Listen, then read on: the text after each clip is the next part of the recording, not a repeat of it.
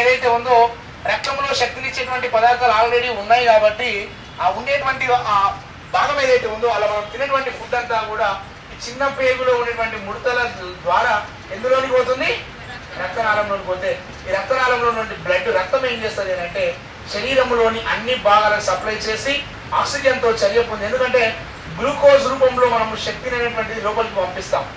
రక్తంలో గ్లూకోజ్ అనేటువంటి రూపంలో శక్తి ఆహార పదార్థాల ద్వారా పోయి ఈ గ్లూకోజ్ ఎవరితో కలుస్తుంది అంటే ఆక్సిజన్ తో కలుస్తుంది. ఈ రెండు కలిసి మనకి ఏమొస్తుంది అంటే శక్తి వస్తుంది. అంటే తిన్నటువంటి ఫుడ్ ఎక్కడ కలెక్షన్ ఉంటుంది మన బాడీలో అంటే చిన్న పేగు రక్తనాళాలకు లింక్ ఉంటుంది, అక్కడ కలుస్తుంది. కాబట్టి ఈ చిన్న పేగులో ఉన్నటువంటి ముడతలకే చూషకాలు అన్నాం. ఈ చూషకాలు ఏం పని చేస్తాయనంటే ఆహార పదార్థాల శోషణంలో తోడ్పడతాయి. ఆహార పదార్థాల శోషణంలో తోడ్పడతాయి. దాన్ని మనం ఏమంటామంటే అబ్జార్ప్షన్ ఆఫ్ ఫుడ్. ఎవరు తోడ్పడతారు అబ్జార్ప్షన్ ఆఫ్ ఫుడ్ లో?